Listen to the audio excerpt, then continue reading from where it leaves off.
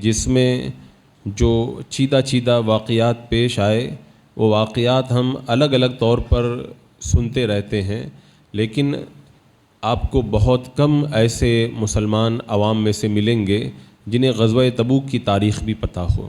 دنیا بھر کی تاریخ پڑھنے والے اہل ایمان کو یہ لازم ہے کہ وہ اپنے نبی اکرم صلی اللہ تعالیٰ علیہ وسلم کے مقدس غزوات اور آپ کی سیرت طیبہ کے یہ ابواب بھی پڑھیں۔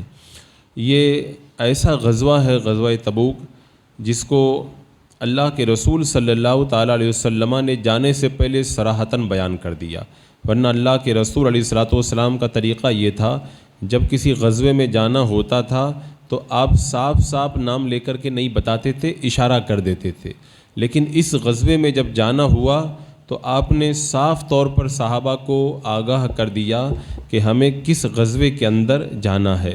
اس کی وجہ یہ تھی کہ مسافت بہت لمبی تھی اور موسم بڑا گرم تھا، دشمن بہت مضبوط تھا، قیس سالی کا وقت تھا اور لشکر بہت زیادہ تھا، سامان بہت کم تھا۔ اسی لیے امام بخاری فرماتے ہیں وَيَا غزوۃ العسرہ، یہ تنگی کا غزوہ ہے۔ اس غزوے کے اندر مسلمانوں کی تنگی کا یہ عالم تھا کہ ایک ایک اونٹ پر 18 صحابہ کرام باری باری سوار ہوتے تھے۔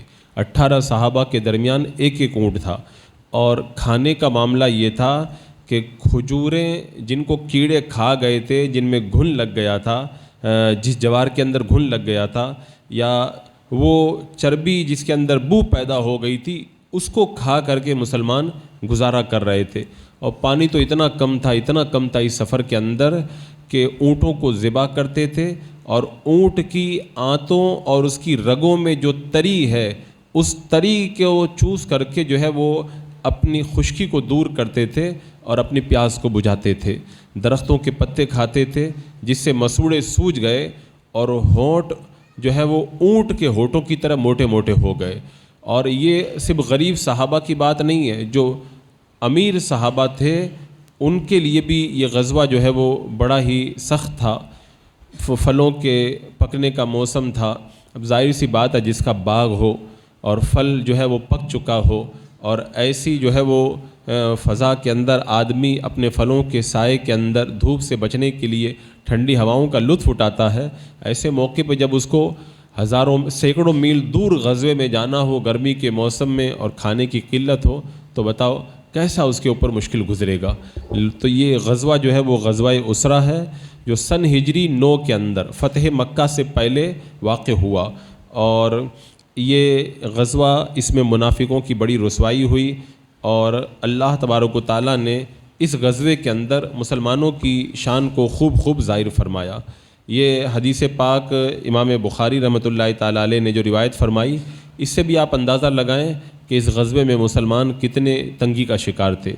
ان ابی موسیٰ رضی اللہ تعالیٰ عنہ، حضرت ابو موسیٰ کہتے ہیں ارسلنی اصحابی الی رسول اللہ صلی اللہ علیہ وسلم، میرے ساتھیوں نے مجھے اللہ کے رسول علیہ الصلوۃ والسلام کے پاس میں بھیجا۔ کیوں بھیجا؟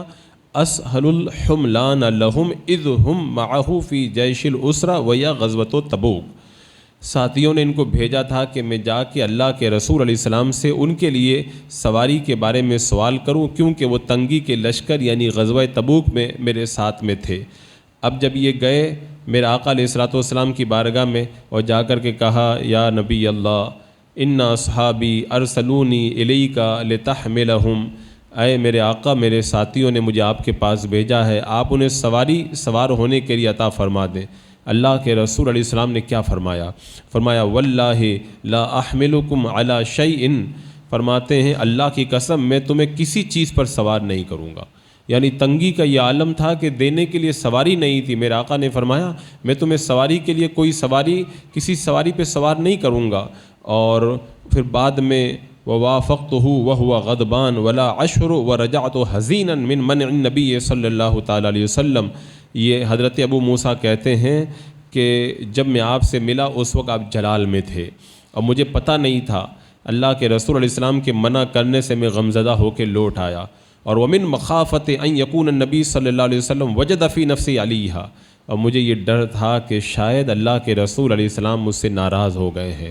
لیکن کہتے ہیں ابھی میں لوٹ کر کے واپس جب اپنے ساتھیوں میں آیا تھا فلم اثبت الا سویعتن، ابھی تھوڑی دیر گزری تھی کہ حضرت بلال کی آواز سنی۔ حضرت بلال کہہ رہے تھے کہ اے عبداللہ ابن قیس، کہاں ہو عبداللہ ابن قیس؟ تو یہ کہتے ہیں، حضرت ابو موسیٰ کہتے ہیں میں نے کہا میں یہاں پہ ہوں۔ انہوں نے کہا تمہیں اللہ کے رسول علیہ السلام نے بلایا ہے، اور جب بلانے پر کہتے ہیں میں حاضر ہوا تو میرا آقا علیہ السلام نے ارشاد فرمایا خذ ھذین القرینین، یہ ایک جیسے دو اونٹ لے لو، یہ دو ایک جیسے اونٹ لے لو۔ آپ نے 6 اونٹوں کے بارے میں فرمایا جن کو آپ نے اسی وقت حضرت سعد سے خریدا تھا۔ اب یہ اونٹ اپنے ساتھیوں کے پاس لے کر کے میں آیا، تو اس کے بعد میں اس حدیث کے اندر کچھ تفصیلات ہیں، کل ملا کر کے میرا آقا علیہ السلام نے پہلے تو منع نہیں فرمایا تھا، لیکن کہا تھا کہ بھی فی الحال نہیں ہے، لیکن بعد میں ان کو عطا فرمایا۔ خیر، یہ غزوہ کیوں ہوا، اس کی وجہ کیا ہوئی؟ یہ غزوہ کی وجہ یہ ہوئی کہ شام کے یہ قافلہ شام سے جو ہے وہ مدینہ منورہ ایک جو قافلہ آیا تھا شام سے، انہوں نے آ کے بتایا کہ روم کے بادشاہ نے بہت بڑا لشکر تیار کیا ہے، 1 سال کی تنخواہ اپنے فوجیوں کو اس نے ایڈوانس میں دے دی ہے، اور مدینے پہ حملہ کرنے کے لیے ہزاروں کا لشکر لے کر کے وہ آ رہے ہیں۔ اللہ کے رسول علیہ السلام کو جب پتہ چلا تو میرے آقا صلی اللہ تعالیٰ علیہ وسلم مدینہ منورہ سے جمعرات کے دن رجب کے مہینے میں سن ہجری 9 کے اندر روانہ ہوئے۔ جب اللہ کے رسول علیہ السلام نے شام کی طرف جانے کا پختہ ارادہ کر لیا، جب آپ جا رہے تھے غزوہ تبوک میں، اس وقت کے جو واقعات ہیں اس سے پتہ چلتا ہے کہ صحابہ کرام میں قربانی دینے کا جذبہ کتنا زیادہ اللہ نے عطا فرمایا تھا۔ جب اللہ کے رسول علیہ السلام نے پختہ ارادہ کر لیا، لیکن بہت بڑا لشکر تھا، بہت لمبا سفر تھا، گرمی کا موسم تھا اور انتظام کچھ بھی نہیں تھا، میرا آقا علیہ السلام نے جب صحابہ کرام کی جو ہے وہ یہ تنگ دستی دیکھی تو اللہ کی راہ میں کچھ دینے کے لیے صحابہ کرام کو ترغیب دلائی۔ اب جب ترغیب دلائی، ہر آدمی اپنی ہمت، اپنے حوصلے کے مطابق کچھ لے کر کے آنے لگا۔ اسی غزوے کا واقعہ ہے وہ کہ جب حضرت ابو بکر صدیق رضی اللہ تعالیٰ عنہ اپنا پورا گھر اٹھا کر کے لے کے آ گئے تھے، میرے آقا علیہ السلام کی بارگاہ میں اپنے بدن کے کپڑے بھی اتار کر کے لے آئے تھے، ایک چادر لپیٹ کر، اور اس جو ہے وہ اس کے بٹن تھے، وہ بٹن بھی میرے آقا کی بارگاہ میں پیش کر دیے تھے، اور بٹن کی جگہ میں ببول کے کانٹے لگا لیے تھے۔ میرے آقا علیہ السلام نے پوچھا تھا ابو بکر کیا چھوڑ کے آئے ہو؟ عرض کی یا رسول اللہ اس کے رسول کو چھوڑ کے آیا ہوں، سارا گھرانہ اٹھا کے لے آیا ہوں۔ اور حضرت عمر فاروق ہی کا وہ واقعہ ہے اسی غزوے کا کہ آپ اپنے گھر کا آدھا مال اٹھا کر کے میرے آقا علیہ السلام کی بارگاہ میں لے کر کے آئے تھے، اور میرے آقا نے پوچھا تھا تو فرمایا تھا آدھا چھوڑ کے آیا ہوں اور آدھا مال آپ کی بارگاہ میں لے کر کے آیا ہوں۔ یہی وہ غزوہ ہے جس میں حضرت عثمان غنی نے اپنی سخاوت کا وہ دریا بہا دیا کہ قیامت تک اس کی مثال اب نظر نہیں آتی۔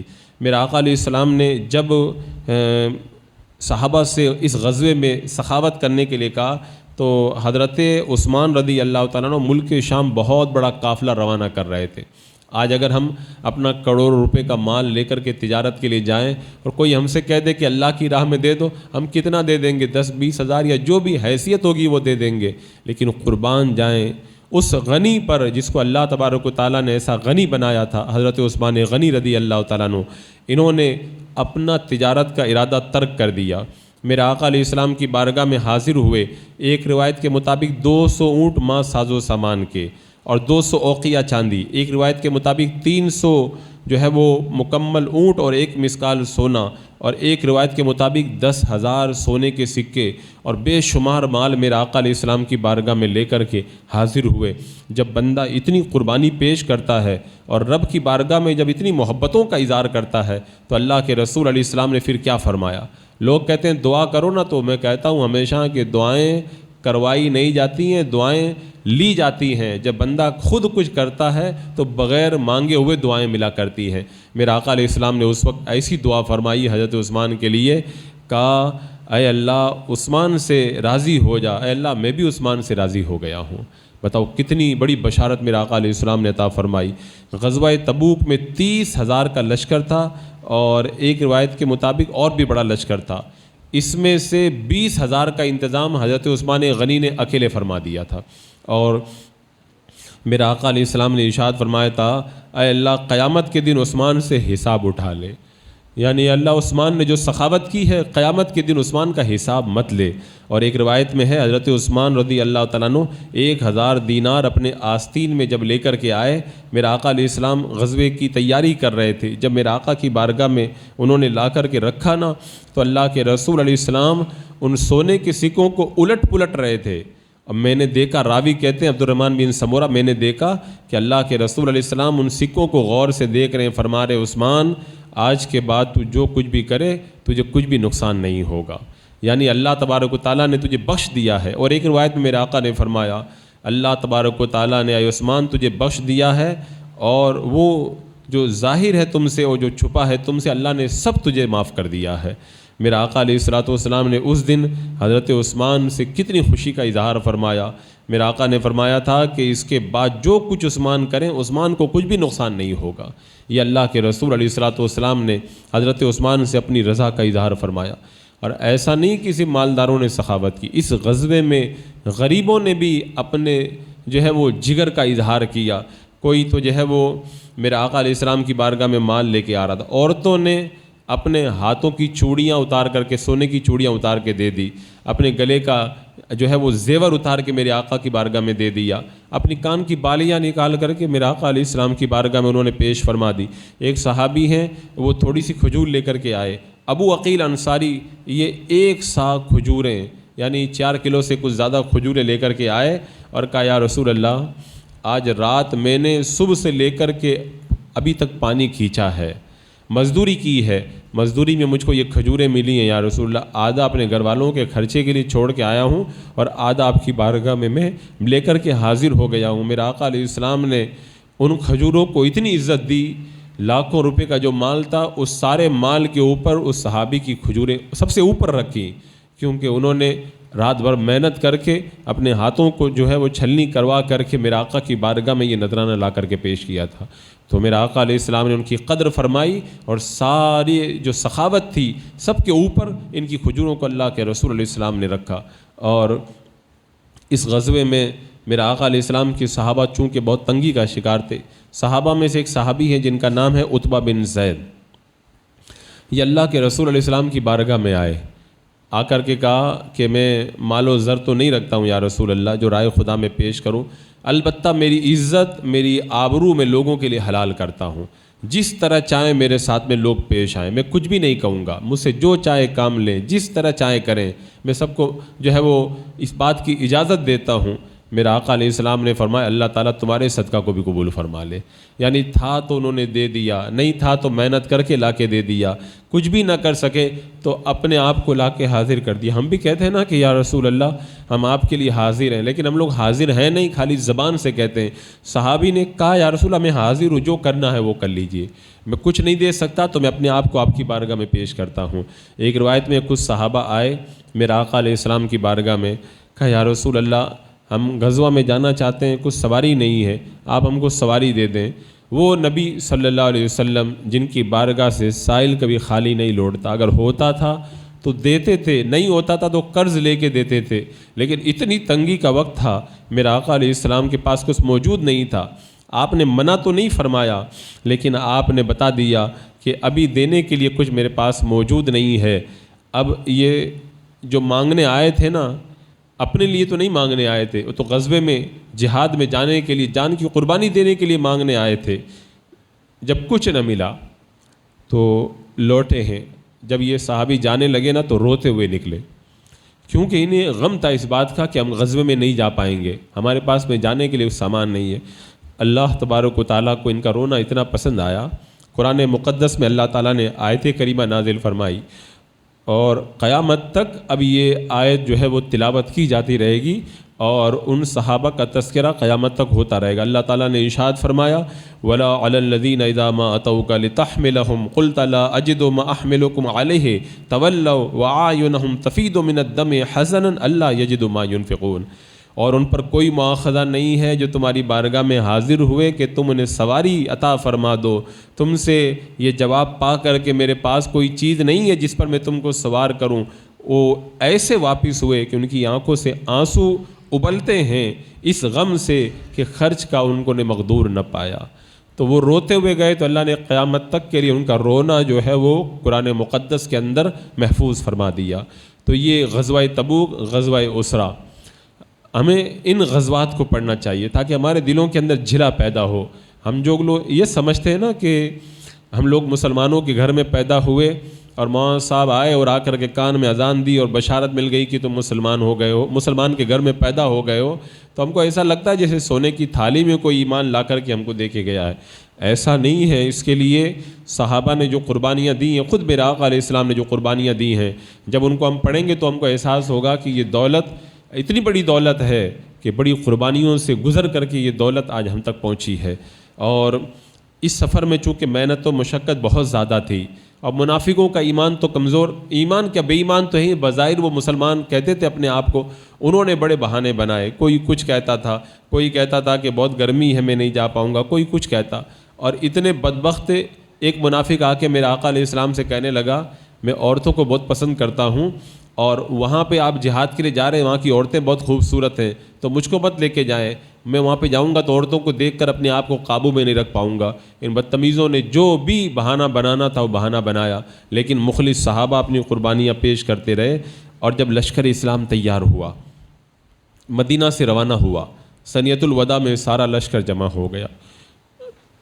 وہ اس دور کی کیسی جو ہے وہ کیسی گھڑیاں ہیں، لشکر اسلام روانہ ہوتا، خواجہ کائنات لشکر کی صف سالار کی حیثیت سے سب سے آگے ہوتے، اور پھر صحابہ کا وہ ہجوم ہوتا، تو جانوں کی قربانیاں دینے کے لیے صحابہ نکلا کرتے تھے۔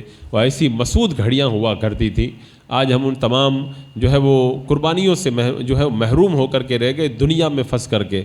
پھر منافقوں نے بہانے بنائے، کتنے منافق ہیں راستے سے بہانہ بنا کر کے واپس آ گئے۔ جب اللہ کے رسول علیہ السلام نے مدینہ منورہ سے تشریف لے جانے کا ارادہ کیا، حضرت علی رضی اللہ تعالیٰ عنہ کو مدینہ میں اپنا خلیفہ بنا دیا۔ جب آپ آگے بڑھے، آپ نے حضرت ابو بکر صدیق کو سب سے بڑا جھنڈا دیا، چھوٹے چھوٹے جھنڈے الگ الگ قبیلوں میں تقسیم فرمائے، اور لشکر اسلام کو جب شمار کیا تو ایک روایت کے مطابق 30,000 صحابہ تھے، ایک روایت کے مطابق جو مشہور روایت یہی ہے 70,000 صحابہ تھے، اور ایک روایت میں 1,00,000 بھی آئی ہے۔ یہ اتنا بڑا لشکر اسلام منزلوں کو طے کرتے کرتے تبوک میں پہنچ گیا، اور وہاں پر 2 ماہ یا جو ہے وہ 12 دن تک یا 20 دن تک یہ لشکر ٹھہرا رہا۔ اب دیکھیں اللہ نے کیسی مدد فرمائی۔ آپ تصور کریں روم کا وہ پایہ تخت اور روم کا وہ لشکر جس سے مقابلہ کرنے کی اس زمانے میں کوئی فوج سوچ بھی نہیں سکتی تھی، مسلمان بے سر و سامانی کے عالم میں اتنے بڑی سپر پاور طاقت سے ٹکرانے کے لیے نکل گئے۔ انہوں نے یہ نہیں دیکھا کہ کھانے کے لیے کچھ نہیں ہے، پانی پینے کے لیے نہیں ہے، اونٹوں کی آنتوں کو چوس کر کے جو ہے وہ اپنا گزارا کر رہے ہیں، پیاس بجھا رہے ہیں، نکل گئے۔ اور جب بندہ ہم لوگ جو دعا کرتے ہیں نا، خالی دعا کرتے ہیں، اگر میدان میں نکل کے کوئی دعا کرے تب اللہ کی مدد آیا کرتی ہے۔ ہم لوگ کچھ حرکت نہ کریں، ہاتھ پاؤں باندھ کے بیٹھ جائیں اور دعا کریں کہ اللہ کافروں کی جو ہے وہ توفوں میں کیڑے پڑ جائیں، اے اللہ کافروں کے جو ہے وہ لشکر ہلاک ہو جائیں، تو ایسے تو ہلاکت نہیں ہوا کرتی۔ دعا کی جاتی ہے، قبول ہوتی ہے، لیکن دعاؤں کے لیے پہلے میدان میں نکل کر بھی آنا پڑتا ہے۔ اب نکل کر کے جب لشکر اسلام پہنچا ہے، وہ قیصر روم جس کے پاس لاکھوں کا لشکر تھا، اسلامی لشکر کی جب اس نے شوکت کے بارے میں سنا وہ لرز کر کے رہ گیا۔ ہرقل شاہ روم نے جب سنا کہ اللہ کے رسول علیہ السلام مدینے سے نکل کے اس کے ملک کی حدوں میں داخل ہو گئے ہیں اور اس کے ملک کی حدوں کو توڑنے کے لیے سرحدوں کو پار کر رہے ہیں، تو اس نے جو ہے وہ اس پر غور کیا۔ آخر میں جو ہے وہ اس کو یہی سمجھ میں آیا کہ مسلمانوں سے نہ لڑنے ہی کے اندر بھلائی ہے۔ اللہ کے رسول علیہ السلام نے صحابہ کو جمع کیا، بتاؤ کیا کہتے ہو تم لوگ؟ اب حضرت عمر فاروق، اللہ اکبر، اللہ تبارک و تعالیٰ نے حضرت عمر کو وہ ذہن عطا فرمایا تھا، اور یہ کرم تھا حضرت عمر پر رب کا، جو کہتے تھے اللہ تعالیٰ اس کو بڑا پسند فرماتا تھا۔ حضرت عمر جو زمین پہ کہتے تھے اللہ اسی کے مطابق آیت کریمہ نازل فرما دیتا تھا۔ حضرت عمر نے کہا یا رسول اللہ اگر سرکار تشریف لے جانے پہ مامور ہیں، جب رب کا حکم ہے تو یا رسول اللہ ہم کیا کہیں، آپ جیسا حکم ملا ویسا کریں، اور لیکن یا رسول اللہ اگر آپ ہم سے مشورہ کر رہے ہیں تو میں یہ عرض کر رہا ہوں یا رسول اللہ کہ وہ ہم سے ویسے ہی ڈر گیا ہے، ابھی ہم کو وہاں جانے کی ضرورت کیا ہے، ایسے ہی اسلام کی ہیبت اور اسلام کا رعب اس کے دل کے اندر طاری ہو گیا، یہی کیا کم ہے۔ حضرت عمر کا جو مشورہ تھا وہ میرے آقا علیہ السلام کو بڑا پسند آیا، اور میرے آقا علیہ السلام نے دیکھا کہ جب وہ ڈر گیا، نہیں آ رہا ہے اور پورے علاقے میں اسلام کی دھاک بیٹھ گئی ہے تو ٹھیک ہے چلنا چاہیے۔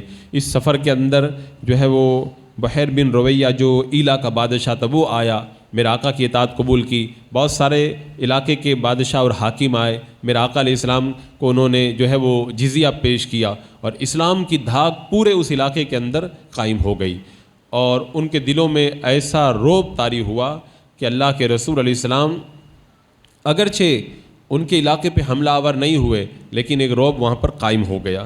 اور یہ اس غزوے کی جو خصوصیت ہے، اس میں ایسی ایسی جان نثاری کے واقعات پیش آئے، اللہ اکبر۔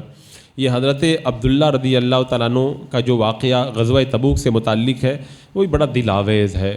اہل محبت کیا کیا کر کے چلے گئے، اور ہم لوگ خالی نعرے لگاتے رہ گئے کہ ہم لوگ بہت بڑے عاشق رسول ہیں۔ یہ حضرت عبداللہ، ان کی جو سیرت ہے بڑی دل آویز ہے، دلوں کو چھو لینے والی ہے۔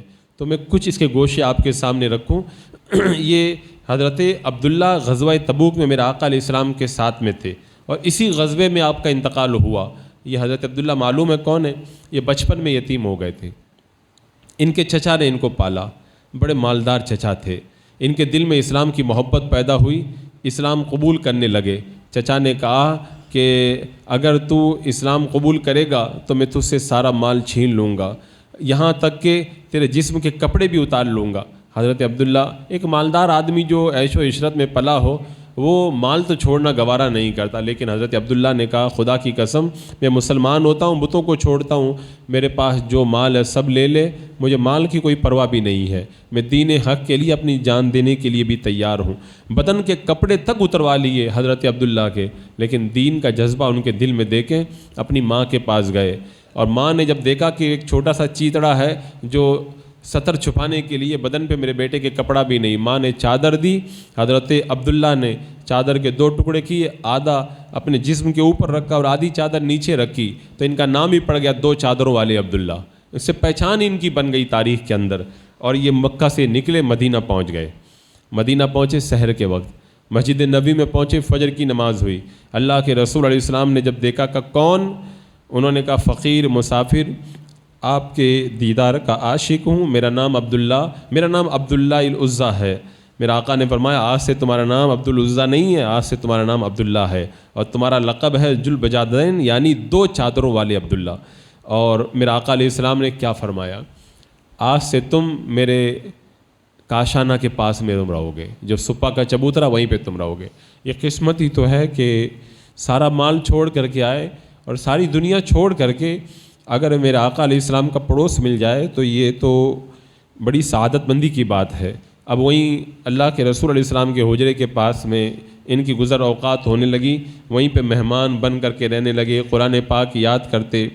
جب جو ہے وہ لشکر روانہ ہوتا تو لشکر کے ساتھ میں جہاد کے اندر چلے جاتے، اور میرا آقا علیہ السلام کے اتنے بڑے عاشق جب غزوہ تبوک کا موقع آیا، لشکر اسلام روانہ ہونے لگا، میرے آقا کی بارگاہ میں پہنچ گئے، کہا یا رسول اللہ دعا فرما دیں، میں اس غزوے میں جا رہا ہوں، غزوہ تبوک میں، واپس نہ آؤں، شہید ہو جاؤں۔ لوگ کہتے ہیں کہ اس زمانے میں مسلمان اتنے کم ہوتے تھے پھر بھی کیسے جیت جاتے تھے، تو لوگوں کو یہ پتہ نہیں ہے، مسلمان جب میدان میں جاتے تھے جینے کے لیے نہیں جاتے تھے، وہ مرنے کے لیے جاتے تھے، تو کافی لرزتا تھا۔ اور آج ہم لوگ اپنی جان بچانے کے لیے کوشش کرتے ہیں، اس لیے ہم لوگ خوف سے لرزتے ہیں کہ مر جائیں گے، یہ ہو جائے گا، وہ ہو جائے گا۔ وہ تو جاتے ہی تھے جان لٹانے کے لیے، تو پھر اللہ تعالیٰ ان کو سرخروئی عطا فرماتا تھا۔ اب انہوں نے جب یہ کہا نا کہ یا رسول اللہ میں شہید ہو جاؤں، میرے آقا کی نظر غیب دیکھ رہی تھی کہ عبداللہ کو کوئی شہید نہیں کر پائے گا۔ اللہ کے رسول علیہ السلام نے فرمایا جاؤ درخت کی چھال لے کے آؤ۔ اب یہ درخت کی چھال لائے، اللہ کے رسول علیہ السلام نے کیکر کی چھال کو لے کر کے حضرت عبداللہ کے بازو پہ باندھ دیا۔ بازو پہ باندھ کے میرے آقا نے جملہ ارشاد فرمایا، اے اللہ میں نے اس کا خون کافروں پہ حرام کر دیا ہے۔ انہوں نے عرض کیا یا رسول اللہ میں تو شہادت مانگ رہا ہوں، آپ کافروں پر مجھ کو حرام کر رہے ہیں، تو پھر میں تو بچ جاؤں گا۔ یعنی میرے آقا کہہ رہے ہیں تجھے کافر نہیں مار سکتے، اور وہ کہہ رہے ہیں یا رسول اللہ میرے لیے شہادت کی دعا کیجیے۔ میرا آقا سب دیکھ رہے تھے کہ کافر ان کو شہید نہیں کر پائیں گے۔ انہوں نے، میرا آقا نے پھر تسلی دی، فرمایا جب تم اللہ کی راہ میں جہاد سے نکل گئے ہو جہاد کے ارادے سے تو تمہیں بخار بھی آ جائے نا تب بھی تم دنیا سے شہید ہو کے جاؤ گے. یعنی میرے آقا کی نگاہیں دیکھ رہی تھی یہ بخار آئے گا, بخار سے ان کا انتقال ہوگا. پتہ نہیں کہاں سے یہ نجدیوں, وہابیوں, خبثہ نے ان جو ہے وہ بدقماشوں نے کہاں سے پڑھ لیا کہ نبی کو پیٹھ کے پیچھے بھی خبر نہیں. میرے آقا تو وہ بھی دیکھ رہے ہیں کہ غزوہ میں جانے کے بعد میں عبداللہ جو ہے بخار آئے گا اور پھر بخار کے اندر یہ شہید ہو جائیں گے. یہ سب بخاری شریف کے اور دیگر احادیث کی جو یہ روایتیں یہ جب پڑھتے ہوں گے درسگاہ کے اندر تو بچ کر کے نکل جاتے ہوں گے, کیونکہ اگر اس پہ وہ اپنے شاگردوں کو جب کھل کے پڑھائیں گے تو ان کے عقیدے کے اوپر بلڈوزر چلتا ہوا نظر آئے گا. تو یہ تو اہل محبت کا کام ہے کہ ان محبت والی جگہوں پہ رک کر کے عشق کی جو چنگاری ہے اس کو شعلہ جوالہ بنائیں. خیر, حضرت عبداللہ میرا آقا علیہ السلام کی خدمت کرتے ہوئے تبوک پہنچ گئے. تبوک بخار آیا, انتقال ہو گیا. اور جب حضرت بلال بن حارث مدنی فرماتے رات کا وقت تھا, جب دفن کرنے کا وقت آیا میں نے دیکھا حضرت بلال میرے آقا کے مؤذن ہاتھ میں چراغ لیے ہوئے ہیں. میرے آقا علیہ السلام ان کی قبر کے اندر تشریف فرما ہے. حضرت ابو بکر اور حضرت فاروق اعظم رضی اللہ تعالیٰ عنہ قبر میں اتار رہے ہیں اور میرے آقا فرمانے اپنے بھائی کو عزت کے ساتھ لاؤ. میرا آقا علیہ السلام کہہ رہے ہیں اپنے بھائی کو عزت کے ساتھ قبر میں اتارو. اس کے بعد میں اللہ کے رسول علیہ السلام نے ان کی قبر کے اندر اینٹیں چنی. اللہ اکبر, قربان جائے ان کی خدمت پر. قبر میں اتارے گئے تو ان کی قبر کے اندر اینٹیں خود میرے آقا علیہ السلام نے لگائی اندر, اور پھر دعا مانگی, اے اللہ یہ میری خدمت دن رات کرتا تھا, میں اس سے راضی ہوں, اللہ تو بھی اس سے راضی ہو جا. جب یہ منظر دیکھا تو صحابہ مچل گئے. حضرت عبداللہ ابن مسعود کہتے ہیں کہ کاش میں آج اس قبر کے اندر ہوتا. یعنی جب اللہ کے رسول کی عنایتوں کو دیکھا نا تو زندہ بھی تمنا کرنے لگا کاش آج میری موت آئی ہوتی, میری قبر میں آقا اترے ہوتے, میری قبر کی اینٹوں کو میرے آقا آج برابر کر رہے ہوتے اور آج میرے لیے میرے آقا دعا کرتے ہوتے اللہ میں اس سے راضی ہوں تو بھی اس سے راضی ہو جا. تو یہ غزوہ تبوک کے وہ دل آویز واقعات ہیں جنہوں نے جو ہے وہ اہل ایمان کو جھنجھوڑ کے رکھ دیا کہ زندگی تو ویسے گزارنے والے سب گزار جاتے ہیں.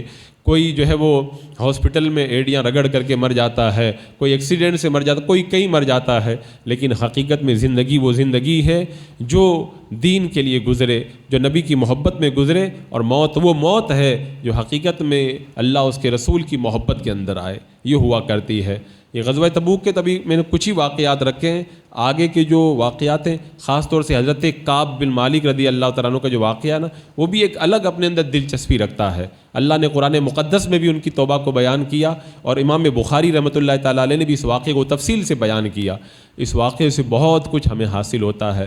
خیر, یہ غزوہ تبوک میرے آقا علیہ السلام جہاں پہ تشریف لے گئے اور فتح و نصرت کے ڈنکے بجاتے ہوئے تشریف لائے.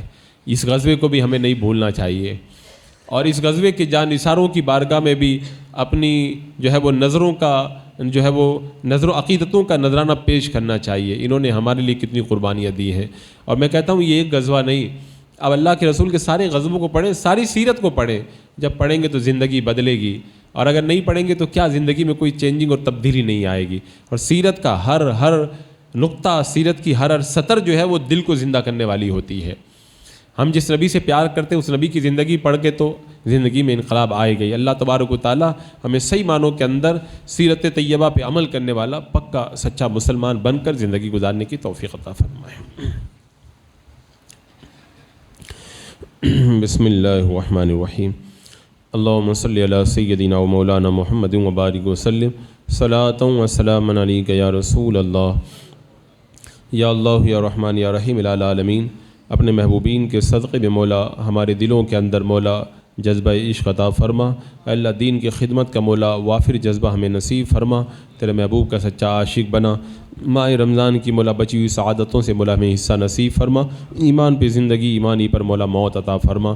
ربنا تقبل منا انك انت السميع العليم وتب علينا انك انت التواب الرحيم.